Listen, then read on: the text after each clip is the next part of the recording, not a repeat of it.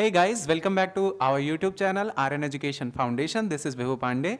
आज पढ़ने वाले हैं क्लास 11 बायोलॉजी का चैप्टर बायोमॉलिक्यूल जो कि चैप्टर 9 है और आज हम उसमें पढ़ेंगे न्यूक्लिक एसिड और प्रोटीन के बारे में.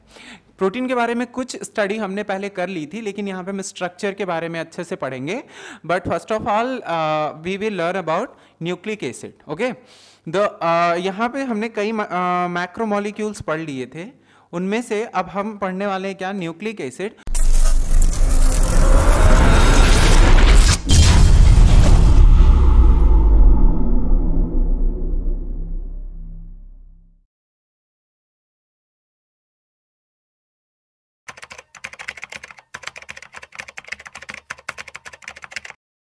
ये क्या है, ऐसा ऐसा मैक्रोमॉलिक्यूल है that would find in acid insoluble fraction of any living tissue. मतलब ये किसी भी टिश्यू का जब हम क्या करेंगे, दो फ्रैक्शन करेंगे, एक एसिड सॉल्युबल और एसिड इनसॉल्युबल, तो एसिड इनसॉल्युबल फ्रैक्शन की कैटेगरी में हमारा न्यूक्लिक एसिड आएगा. ठीक है, दीज आर पॉलीन्यूक्लियोटाइड. ये क्या है, पॉलीन्यूक्लियोटाइड है. मतलब जो न्यूक्लियोटाइड्स होते हैं वो इनके मोनोमर यूनिट है और उन्हीं से ये बनता है polynucleotide. Together with polysaccharide and polypeptide these comprise the true macromolecular fraction of any living tissue और द सेल. मतलब अगर हम इसको पॉलीसैकेराइड पॉलीपेप्टाइड के साथ कंबाइन कर लें तो ये एक ट्रू फ्रैक्शन बताता है हमें मैक्रोमॉलिक्यूल का किसी भी सेल या टिश्यू में. ठीक है, और nucleic acid the building block of nucleotide. ये बिल्डिंग ब्लॉक है किसका, न्यूक्लियोटाइड का, जो हमारा न्यूक्लिक एसिड होता है. Nucleotide has the three chemically distinct component. One is the heterocyclic compound, ठीक, the second is the monosaccharide and third is the phosphoric acid और अ फॉस्फेट. मतलब जो हमारा न्यूक्लियोटाइड है वो तीन चीजों से मिलकर बना होता है. एक हेटेरोसाइक्लिक कंपाउंड होगा उसमें, दूसरा एक मोनोसैकेराइड होगा और तीसरा अगर कोई चीज है तो वो फॉस्फोरिक एसिड या फिर फॉस्फेट हो सकता है. इन तीन चीजों के मिलने से क्या बनता है, हमारा न्यूक्लिक एसिड बनता है. सॉरी, हमारा न्यूक्लियोटाइड बनता है. न्यूक्लियोटाइड जो हमारा इन तीन चीजों से मिलकर बन रहा है. आगे है heterocyclic compound nucleic acid are the nitrogenous based. ये नाइट्रोजनस बेस होते हैं, दो नाइट्रोजनस बेस होते हैं, प्यूरिन एंड पेरिमिडिन, और उनके भी क्या होते हैं, दो दो कंपोनेंट्स होते हैं, जैसे adenine, guanine, uracil, cytosine and thiamine. ठीक है, फिर यहां पे हम देखेंगे adenine guanine are the substituted the purine. जो प्यूरिन बेस है हमारा, चलिए हमारा जो प्यूरिन है उसमें कौन कौन आता है, उसमें आता है हमारा, उसमें आता है एडेनिन एंड गुआनिन. ठीक है, समझ में आ रहा है. उसके बाद चलते हैं and the rest of substituted पिरिमिडीन्स. और बाकी जो हमारे पिरिमिडीन्स होते हैं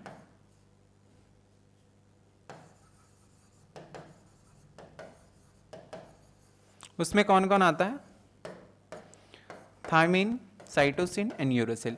ये हमारा किस में प्रेजेंट होता है, आरएनए में. ठीक, डीएनए में यूरेसिल नहीं पाया जाता, बाकी चार चीजें डीएनए में पाई जाती हैं. और जो थायमिन है वो किस में पाया जाएगा, ओनली डीएनए में पाया जाएगा, ये आरएनए में नहीं पाया जाता. ओके, तो यहां पे क्या है, the skeletal hydrocyclic ring is called the purine and pyrimidine respectively. यहाँ पे हेटेरोसाइक्लिक रिंग जो होती है वो प्यूरिन या फिर कही जाएगी या फिर पिरिमिडिन कही जाएगी. भाई हेटेरोसाइक्लिक क्यों बोल रहे हैं मैं आपको आगे बताऊंगा. The sugar found in the polynucleotide either ribose. अब यहाँ पे शुगर जो होगी, जो मैंने आपको बोला था मोनोसैकेराइड, तो एक जो शुगर होती या तो राइबोज होगी जैसे कि किसमें होता है, आरएनए में, और 2' डीऑक्सीराइबोज, और या फिर कैसी होगी 2' डीऑक्सीराइबोज. डीऑक्सीराइबोज मतलब यहाँ पे ऑक्सीजन एक क्या हो जाएगा, कम हो जाएगा. जैसे डीएनए में होती है डीऑक्सीराइबोज शुगर और आरएनए में होती है राइबोज शुगर. एक न्यूक्लिक एसिड क्या होता है, अगर वो डीऑक्सीराइबोज रख रहा है कॉल्ड द डीएनए, और अगर ये कंटेन करता है राइबोज शुगर तो इसको हम क्या बोलते हैं, आरएनए. क्या बोलते हैं, आरएनए. बेसिक डिफरेंस यही है.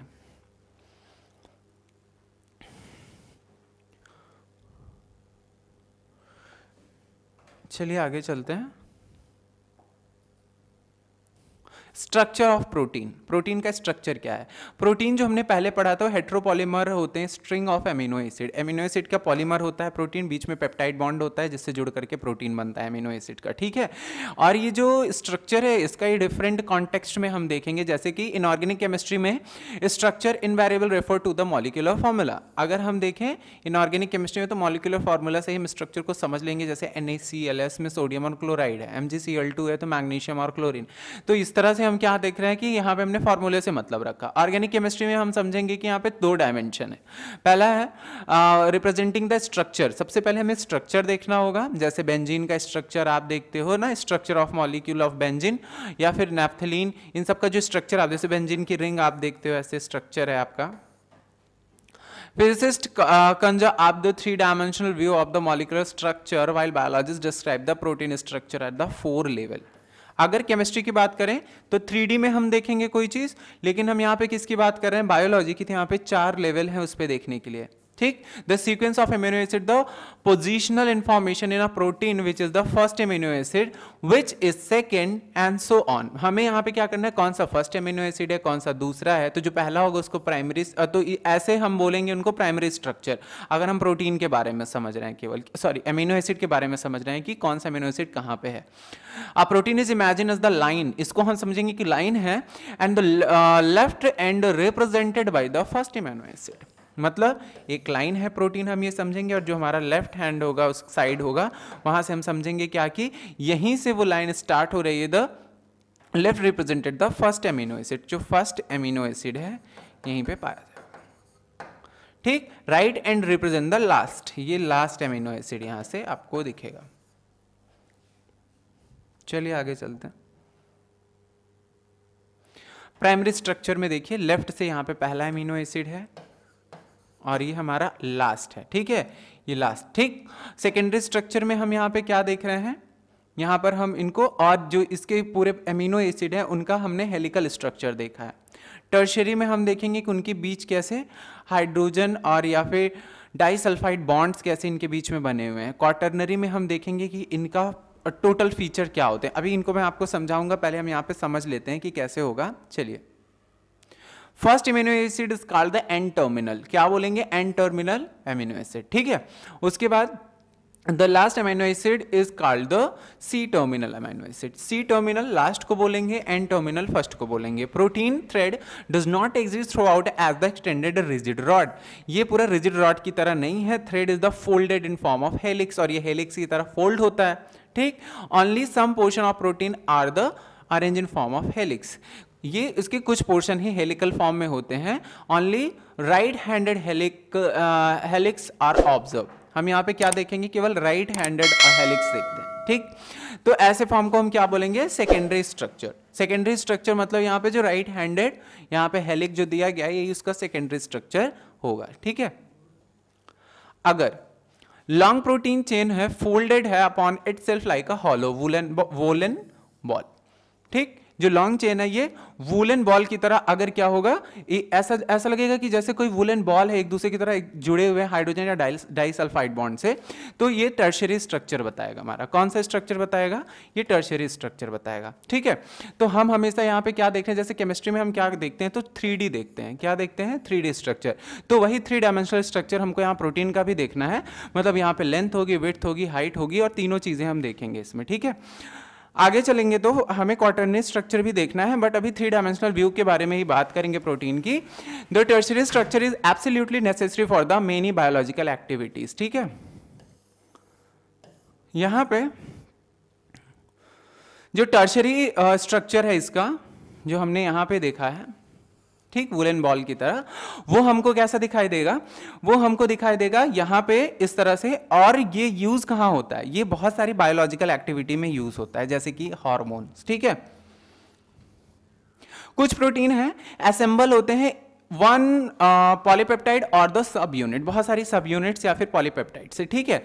The manner in which these individual folded polypeptide और subunit are arrange with the respect to each other, linear string of spheres arrange one upon each other in the form of a cube or the plate. मतलब यहाँ पे इस तरह से structure होगा, एक साथ ये पॉलीपेप्टाइड सब यूनिट इस तरह से जुड़े होंगे, यहाँ पे क्या क्यूब या फिर प्लेट का फॉर्मेशन करेंगे.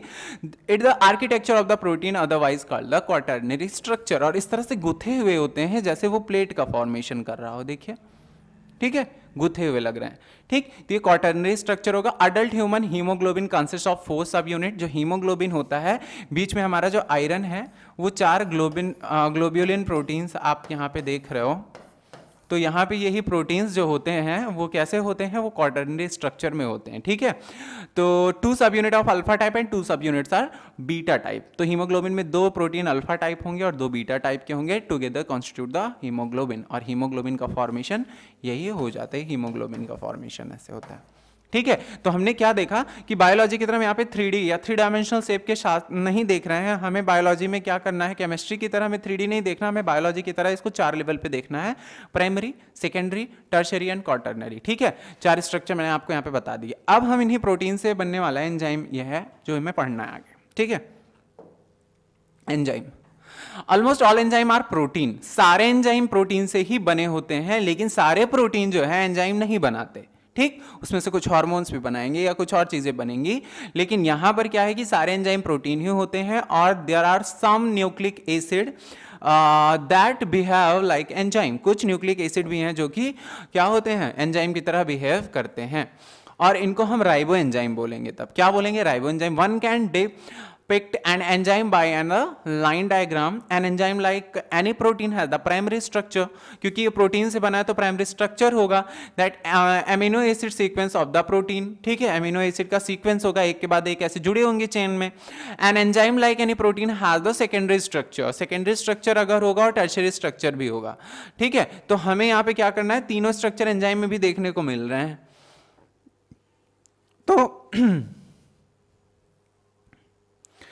तो टर्शियरी स्ट्रक्चर को अगर हम देखें, you will notice that the backbone of the protein chain fold. यहां पे हमने क्या देखा कि जो बैकबोन है वो प्रोटीन चेन की वो क्या हो गई है, फोल्ड हो गई. ऐसे यहां पे देखिए सब फोल्डेड है. ठीक है,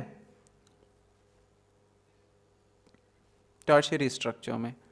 टर्शियरी स्ट्रक्चर आपका यहां पे है, ये देखिए कैसे यहां पे फोल्ड आपको दिखाई दे रहा है. ये क्वाटर्नरी में भी दिख रहा है, ये फोल्ड्स आपको दिखाई दे रहा है. ठीक है, तो फोल्ड हो गया है, ये चीज आपको यहाँ पे दिख रहा है.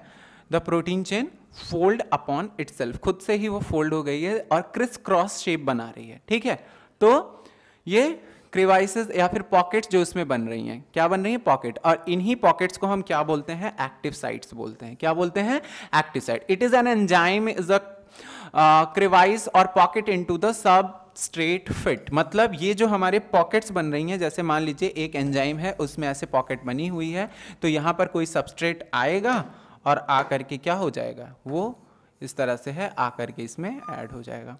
ठीक, तो यही पॉकेट एक्टिव साइट कहलाती हैं. ठीक है, enzyme through active site catalyse the reaction. वो क्या करता है, रिएक्शन को कैटलाइज करता है. एंजाइम क्या होते हैं, ऐसे कैटलिस्ट होते हैं, बायो कैटलिस्ट होते हैं, जो बायोलॉजिकल रिएक्शन को क्या कर देते हैं, उसके रेट को बढ़ा देते हैं.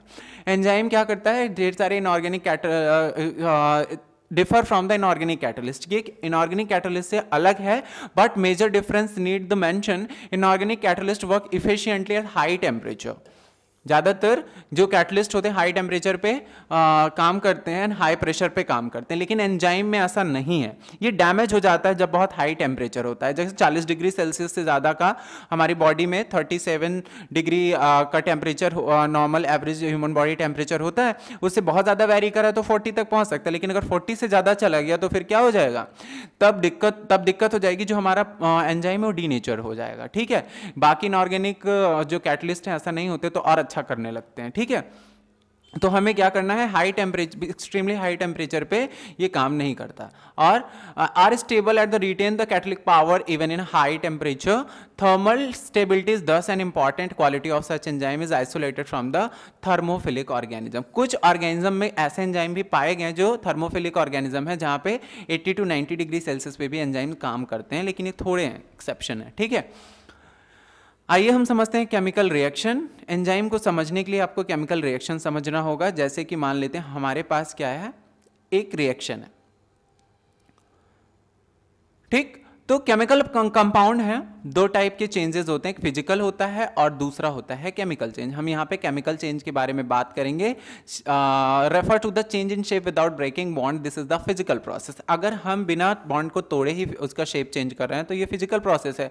लेकिन अगर हम उनकी, जैसे आइस मेल्ट हो रही है वाटर में, ठीक, वाटर वेपर में बदल रहा है, तो हम बॉन्ड नहीं ब्रेक कर रहे हैं। हाइड्रोजन ऑक्सीजन का बॉन्ड उसी तरह से है जैसा कि पहले था।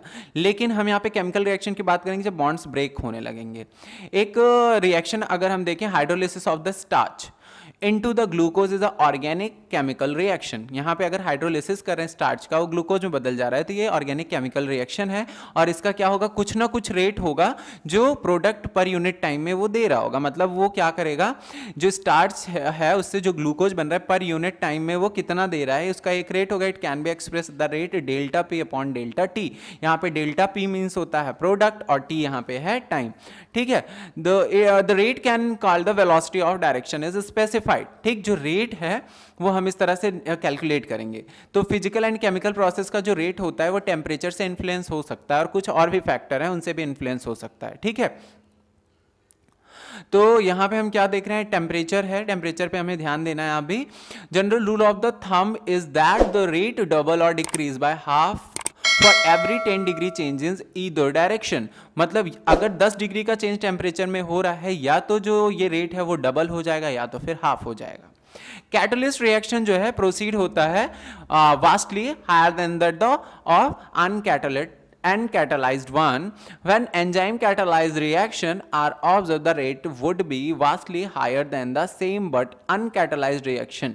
मतलब अगर हम कोई रिएक्शन बिना कैटलिस्ट के करते हैं, उसके कंपेयर में अगर हम कैटलिस्ट रखते हैं, प्रेजेंट रखते हैं उस रिएक्शन में, तो रिएक्शन का जो रेट है वो बहुत बढ़ जाता है। कार्बन डाइऑक्साइड और वाटर है, कार्बनिक एनहाइड्रेज एंजाइम यहाँ पर रखा गया है और इस वजह से क्या होता है, ये बहुत जल्दी से कार्बोनिक एसिड बना देता है, ठीक है। मतलब यहाँ पे जो delta P upon delta T का जो वैल्यू है वो बहुत ही ज्यादा है, ठीक है।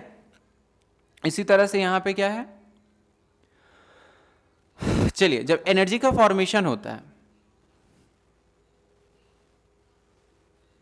सॉरी, एंजाइम के एब्सेंस में रिएक्शन बहुत स्लो होते हैं, ठीक। With about 200 molecule of H2CO3 being formed in an hour, एक घंटे में 200 मॉलिक्यूल बनेंगे H3CO3 के, H2CO3 के। लेकिन अगर हम क्या करें, एंजाइम वहां पे हम रखें, तो जैसे कार्बोनिक एनहाइड्रेज हमने रखा था, तो उसी टाइम पे, सेम टाइम पे ये कितने बना सकते हैं, यहां पे क्या बना सकते हैं, 6 लाख मॉलिक्यूल बन सकते हैं उतने ही टाइम पे, मतलब एवरी सेकेंड, ठीक। एक घंटे में यहाँ पे क्या हो रहा है, सॉरी, एक घंटे में यहाँ पे बन रहा था 200 मॉलिक्यूल, लेकिन यहाँ पे हर सेकेंड बन रहे हैं, कितना बन रहा है, 6 लाख, ठीक है, 6 लाख मॉलिक्यूल्स बन रहे हैं, ठीक है। तो यहाँ पे enzyme is accelerate the reaction rate about the 10 million time. तो यहाँ पे एंजाइम ने 10 मिलियन गुना बढ़ा दिया रिएक्शन का रेट, ठीक। The power of enzyme is incredible Indeed. तो आप देख सकते हैं एंजाइम का पावर क्या है यहाँ पे, ठीक है। चलिए, अब यहाँ पे हमें दूसरा एक रिएक्शन दिया है, जैसे कि आपने मेटाबॉलिक पाथवे में देखा होगा, ग्लूकोज से 2 पायरुविक एसिड बनते हैं। जब हम क्या करते हैं, ग्लूकोज को एंटर कराते हैं साइटोप्लाज्म में, तो वहाँ पे वो ब्रेक डाउन होता है, पायरुवेट में कन्वर्ट हो जाता है, उसके बाद वो ट्रांसफर होता है माइटोकॉन्ड्रिया में। तो ये भी क्या है कि ग्लूकोज से पायरुविक एसिड बनता है, ये क्या है, थ्रू द 10 डिफरेंट एंजाइम यहाँ पे काम करते हैं। तो आप अगर इनको देखेंगे, एंजाइम के प्रेजेंस में क्या होगा, ये रिएक्शन बहुत फास्ट हो जाएगा, एंजाइम के एब्सेंस में काफी स्लो होता है। How did enzyme bring about such the high rate of chemical conversion, ये कैसे इतना हाई रेट रखते हैं, ठीक। तो ऐसा क्या है, तो मैंने आपको बताया कि एंजाइम किससे बने होते हैं, प्रोटीन से, और उनमें बहुत सारी एक्टिव साइट्स होती हैं। वो क्या करते हैं, सबस्ट्रेट को, अपने एक्टिव साइट्स को सबस्ट्रेट से क्या कर देती हैं, ऐड कर लेती हैं। Protein with the 3 dimensional structure including the active site, हमने पढ़ा ये है, जो कि सबस्ट्रेट को क्या कर देती है, प्रोडक्ट में कन्वर्ट कर देती है। क्या करती है, प्रोडक्ट में कन्वर्ट कर देती है। देखिए एस एरो पी दिया है, तो यस क्या है, बाइंड करता है एंजाइम के साथ एक्टिव साइट में, ठीक, और क्या देता है, पॉकेट में जाकर के वो बाइंड करता है। Substrate diffuse toward the active site, there is thus the obliquely formation of ES complex. ES मतलब क्या होता है, एंजाइम सबस्ट्रेट कॉम्प्लेक्स का फॉर्मेशन होता है। तो यहाँ पे जब ईएस का फॉर्मेशन हो गया तो एंजाइम की जो एक्टिव साइट पे वो लगा हुआ है, तो the substrate call the transition state structure. यहाँ पे ट्रांजिशन स्टेट स्ट्रक्चर में होता है, बहुत ही जल्दी क्या होता है, एक्सपेक्टेड बॉन्ड ब्रेक हो जाता है या तो बन जाता है और कंप्लीट हो जाता है रिएक्शन बहुत जल्दी से। The product is release from the active site, और एक्टिव साइट से वो प्रोडक्ट को निकाल दिया जाता है। ठीक, in other word structure of substrate get transferred into the structure of product. मतलब अगर हमने क्या लिया है, हमने एंजाइम लिया और उसको सबस्ट्रेट से ऐड किया। ठीक, जैसे मान लेते हैं हमारे पास ये एक एंजाइम था, ठीक, हमने उस पर क्या किया, एक सबस्ट्रेट ऐड कर दिया है। ये हमारा ई है, ये हमारा एस है। जब ऐड किया तो ई एस कॉम्प्लेक्स बना, एंजाइम सबस्ट्रेट कॉम्प्लेक्स बना। जैसे ही ये बना तुरंत ही ये क्या बना देता है, ये प्रोडक्ट का फॉर्मेशन कर देता है। ठीक है, so called the transition state. यहां पे आप ध्यान से देखिए अब, और तुरंत ही अल्टर कर देता है स्ट्रक्चर को चेंज कर देता है। More than Altered structure side between stable substrate and the product, और तुरंत प्रोडक्ट का फॉर्मेशन हो जाता है। और यहां पर आपको देखिए यही चीज आपको किस में दिखाई गई, ग्राफ में दिखाई गई है। देखिए एक्टिवेशन एनर्जी के बारे में देखिए, प्रोग्रेस ऑफ रिएक्शन इधर से दिखाया गया है। ठीक, पोटेंशियल एनर्जी कितनी यूज हो रही है ये इधर दिखाई गई है। ठीक, और ये हमारा जो मीडियन लाइन है, यहां से सबस्ट्रेट यहां पे प्रेजेंट है। ठीक, अब यहां से क्या हो रहा है, activation energy with enzyme, activation energy without enzyme. तो एक्टिवेशन एनर्जी जब एंजाइम होता है ना, एंजाइम प्रेजेंट होता है, एक्टिवेशन एनर्जी की बहुत ज़्यादा ज़रूरत नहीं होती। आप देखिए ये इतनी ही लेंथ का है, और यहाँ से जाएगा तुरंत डायरेक्ट क्या बन जाएगा, प्रोडक्ट का फॉर्मेशन हो जाएगा। बट अगर एंजाइम प्रेजेंट नहीं है तो एक्टिवेशन एनर्जी बहुत ज़्यादा चाहिए, तब जाकर के प्रोडक्ट का फॉर्मेशन हो रहा है। ठीक है, तो फिर हम यहाँ पे क्या देख रहे हैं, the reaction one need not supply energy by heating in order of the some product, whether exothermic or the spontaneous reaction of an exothermic energy requiring the reaction। मतलब यहाँ पे क्या है कि substrate has to go through the much higher energy state or transition state। the difference in average energy content is from that this the transition stage is called the activation energy। मतलब yes जो है वो P में convert हो रहा है। ठीक, तो yes has to go through a much higher energy state, उसको बहुत हायर एनर्जी स्टेट में चाहिए अगर वहां पर एंजाइम एब्सेंट है। एंजाइम नहीं है तो बहुत हाई एनर्जी चाहिए, उसी को हम क्या बोलेंगे, activation energy. Enzyme eventually bring down this energy barrier making the transition of S to P more easy. लेकिन अगर यहां पर एंजाइम प्रेजेंट होता है, एंजाइम अगर प्रेजेंट है तो जो हमारा सबस्ट्रेट है उससे प्रोडक्ट बनने में बहुत ही कम एनर्जी यूज होती है और तुरंत ही प्रोडक्ट बन जाता है within some seconds. Okay, अब है एंजाइम एक्शन क्या होता है। एंजाइम एक्शन का नेचर आपको समझना है। एंजाइम और सबस्ट्रेट का कॉम्प्लेक्स यहाँ पे बन रहा है, तो हम बोलेंगे ईएस कॉम्प्लेक्स बन रहा है। तुरंत ईएस जो किस में कन्वर्ट हो जाता है, ईपी में कन्वर्ट होता है। ईपी का मतलब एंजाइम और प्रोडक्ट, और तुरंत ई और पी एक दूसरे से डिसोसिएट हो जाते हैं, प्रोडक्ट पूरा कंप्लीट हो जाता है। ठीक, जो कैटालिटिक साइकिल होती है आइए उसके बारे में समझते हैं। Catalytic cycle, first the substrate bind to the active site. Okay, enzyme fitting into the active site, enzyme आकर एक्टिव साइट पे फिट हो जाता है। फिर क्या होता है, it induces the enzyme to alter it shape, और फिर क्या होता है, एंजाइम अपने शेप को अल्टर करता है फिटिंग मोर टाइटली, जिससे कि वो सबस्ट्रेट को बहुत टाइटली पकड़ कर रखे, वो जाने ना पाए उधर से। The active site of energy now the close proximity to the substrate break the chemical bond of the substrate and new enzyme product complex is formed.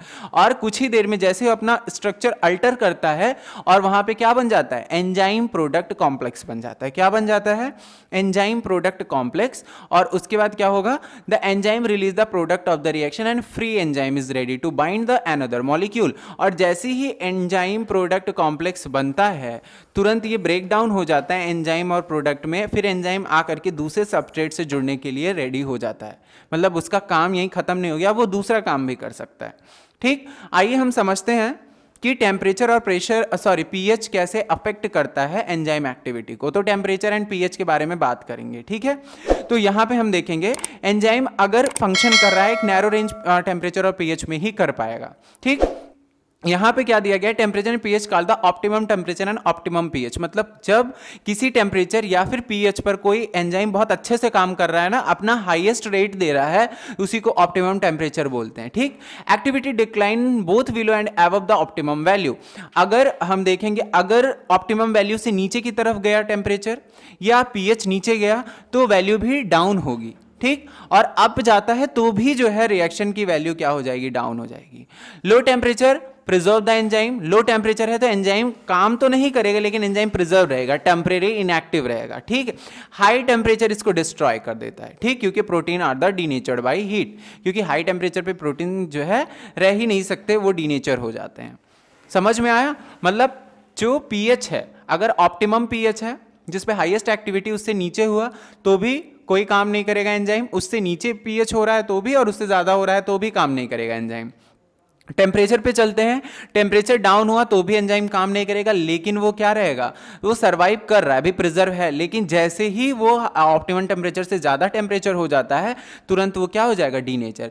Concentration of substrate, concentration of substrate का मतलब क्या है कि अगर concentration substrate का बढ़ रहा है, ठीक, the reaction ultimately reach maximum velocity which not exceeded by the further rise of concentration of substrate. This is because enzyme molecule are the fewer than the substrate molecule, and after saturation these molecule there are the no free enzyme molecule to bind the additional substrate molecules। मतलब क्या है इसका, अगर enzyme जितना present है उसके ratio में substrate present है तो जाकर के वो सारी उसके एक्टिव साइट में अटैच हो जाएगा। ठीक, लेकिन अब उस पर वो रेट अच्छा है, उसका काम किए जा रहा है वो एंजाइम, लेकिन जैसे ही हम क्या करेंगे और कंसंट्रेशन बढ़ा देंगे, किसका, सबस्ट्रेट का, तो क्या होगा, सबस्ट्रेट बढ़ गए, लेकिन क्या उस एंजाइम पे एक्टिव साइट बढ़ी, नहीं बढ़ी, वो तो पहले जितनी थी उतनी और पहले से ऑक्युपाइड है। तो सब कंसंट्रेशन बढ़ाने से कोई भी एंजाइम की एक्टिविटी नहीं बढ़ती है, बल्कि वो उतनी ही रहती जितनी की पहले है, उसमें कोई भी चेंज नहीं आता। ठीक है,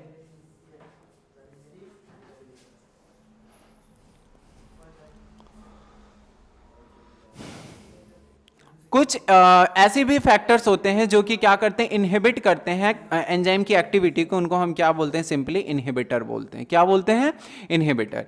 when the inhibitor closely resemble the substrate the molecule structure inhibit the activity of enzyme in the competitive inhibitor. कुछ इनहिबिटर अपने आप को इस तरह से स्ट्रक्चर में रखते हैं जैसा कि सबस्ट्रेट और एंजाइम जाकर के तुरंत उनसे बाइंड हो जाता है, और जैसे बाइंड होता है उनके एक्टिविटी को वो बंद कर देता है या कम कर देता है। तो यही क्या होता है, इनको हम क्या बोलेंगे, कॉम्पिटिटिव इनहिबिटर। ठीक है, classification and nomenclature of enzyme. यहां पे क्या है, पहला हमारा है, यहां पे देखिए एंजाइम को 6 क्लासेस में डिवाइड किया गया है। कितनी क्लासेस में डिवाइडेड है, 6, 4 से 13 सब क्लासेस है उनकी, और नेम अकॉर्डिंग है 4 डिजिट नंबर। ठीक है, जैसे ऑक्सीडो रिडक्टेज या डिहाइड्रोजिनेज एंजाइम, यहां पे क्या ये कैटालाइज करते हैं oxido reduction between the 2 substrate S and S dash, मतलब 2 सबस्ट्रेट है, एस जो है रिड्यूस होता है और एस डैश ऑक्सीडाइज होता है। तो यहां पर जो भी एंजाइम प्रेजेंट होगा वही क्या, उसको हम बोलेंगे ऑक्सीडो रिडक्टेज। ठीक है, या फिर डिहाइड्रेज। ट्रांसफेरेज का मतलब है, ट्रांसफेरेज जो होगा एंजाइम कैटालाइजिंग और transfer of group G other than hydrogen between a pair of substrate S and S that. यहां पे क्या है कि एंजाइम कैटालाइज करता है transfer of a group other than the hydrogen, hydrogen के अलावा किसी और ग्रुप का अगर ट्रांसफर कर दे एंजाइम तब उसको ट्रांसफेरेज बोलेंगे। Between a pair of substrate S और एस डैश, मतलब एस से निकालेगा वो उस ग्रुप को और जाकर के एस डैश को दे देगा, या एस डैश से निकालेगा वो एस को दे देगा। ऐसे जो कोई एंजाइम है, किसको छोड़ करके, हाइड्रोजन को छोड़ करके, तो उनको ट्रांसफेरेज बोलेंगे। हाइड्रोलेज क्या है, ये क्या करता है, hydrolyse the ester ether peptide and glycoside, carbon carbon bond, carbon halide या फिर पी एन बॉन्ड, इनको अगर वो क्या कर रहा है, हाइड्रोलाइज कर रहा है, तो उनको हम हाइड्रोलेजेस बोलते हैं। ठीक है, लाइएज जो होता है अगली कैटेगरी है, ये क्या करता है, removal of group with the substrate by the mechanism of the other than hydrolysis leaving the double bond. Hydrolysis को छोड़ करके अगर किसी और तरीके से क्या किया जाए,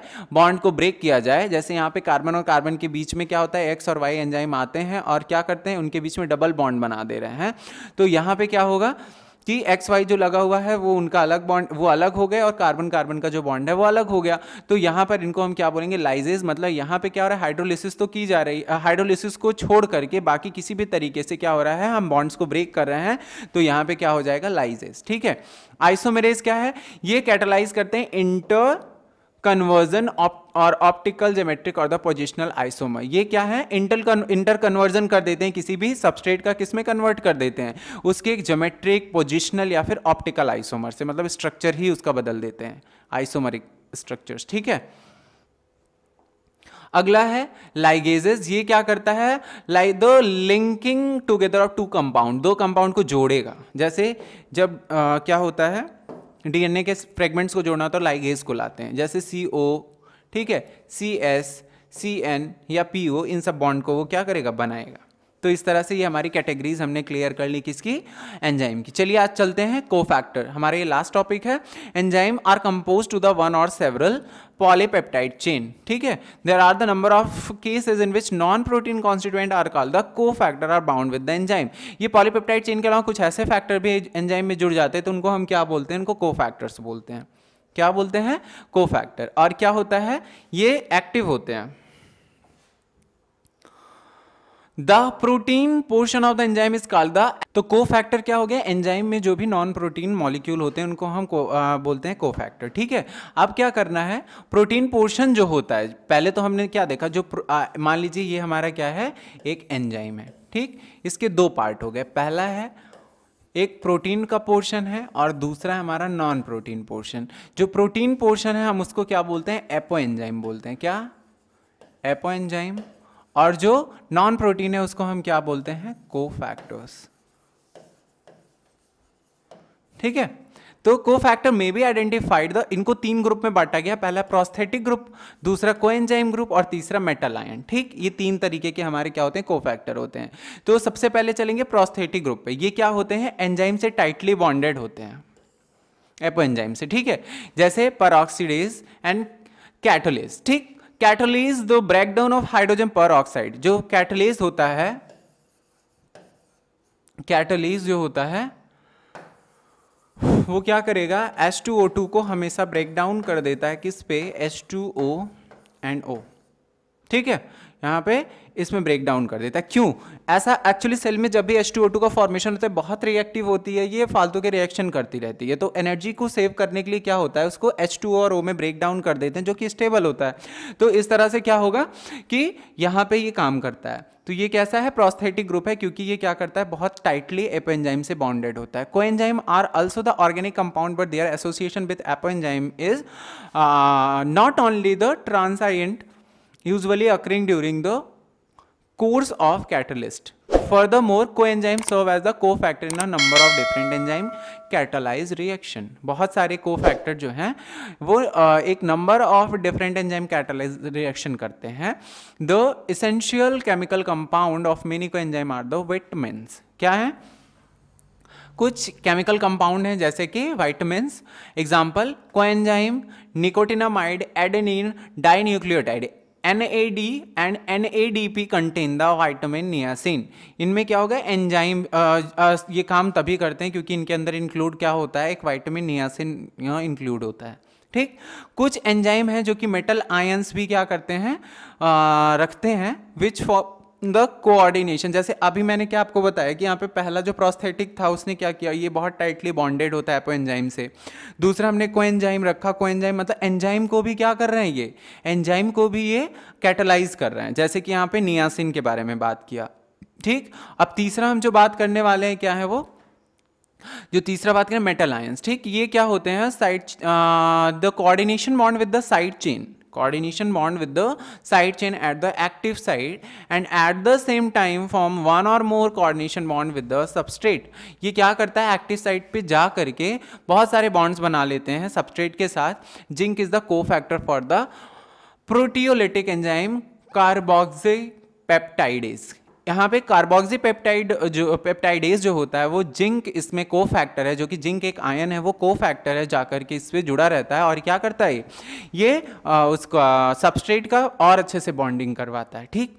catalytic activity is the lost when cofactor is remove from the enzyme. अगर हम एंजाइम में से कोफैक्टर को रिमूव कर दें तो उसकी कैटालिटिक एक्टिविटी खत्म हो जाती है। ये इतना जरूरी है एंजाइम के लिए। Which is testified that they play a crucial role in the catalytic activity of the enzyme. मतलब ये कैटालिटिक एक्टिविटी के लिए बहुत जरूरी है। ठीक, आइए जस्ट हम इसकी समरी एक बार ले लेते हैं कि कोफैक्टर क्या होते हैं। ये हमारे एंजाइम का क्या होता है, नॉन प्रोटीन पार्ट होता है। क्या होता है, नॉन प्रोटीन पार्ट। ये तीन तरह का हो सकता है, पहला प्रोस्थेटिक ग्रुप है, दूसरा कोएंजाइम है और तीसरा मेटल आयन है। ये जो प्रोस्थेटिक ग्रुप है ये ऑर्गेनिक कंपाउंड होता है। क्या होता है, ये होता है ऑर्गेनिक कंपाउंड, और फिर ये बहुत टाइटली बॉन्डेड होता है एपोएंजाइम के साथ। ठीक, और ये पराक्स, जैसे हमारा एक एग्जांपल हमने लिया, हाइड्रोजन पराक्साइड को हाइड्रोजन और ऑक्सीजन में ब्रेक करने के लिए जरूरी होता है, क्योंकि बहुत ही एक्टिव साइट पर जाके ये यहाँ पे ब्रेक डाउन कर देता है। ठीक, किसको, हाइड्रोजन पराक्साइड को। दूसरा है कोएंजाइम, जो कि एंजाइम को भी क्या कर रहा है, एंजाइम को भी ये एक्टिव कर रहा है। ठीक, अपनी एक्टिविटी करने के लिए। तो यहाँ पे क्या है, जैसे कि एक विटामिन का नाम है नियासिन। नियासिन जो है किसकी तरह वर्क कर रहा है, ये कोएंजाइम की तरह वर्क कर रहा है। तीसरा है मेटल आयन, जो कि एक्टिव साइट पे जाते हैं और क्या करते हैं ये, और अच्छा बॉन्ड बनाते हैं, मोर कोऑर्डिनेशन बॉन्ड सबस्ट्रेट के साथ बनाते हैं, और ये आयंस होते हैं। ठीक, जैसे कि जिंक एक कोफैक्टर है प्रोटियोलाइटिक एंजाइम या कार्बोक्सी पेप्टाइडेज का। ठीक है, कैटालिटिक एक्टिविटी बहुत खत्म हो जाती है, एकदम कम हो जाती है एंजाइम की, अगर हम उसमें से कोफैक्टर को रिमूव कर दें। इसलिए ये क्या कैटालिटिक एक्टिविटी में बहुत ही क्रूशियल रोल प्ले करते हैं। तो आज हमने अपना बायोमॉलिक्यूल का चैप्टर कवर कर लिया है। आई होप आपको वीडियो पसंद आई होगी। प्लीज़ लाइक, सब्सक्राइब और चैनल। Thanks for watching.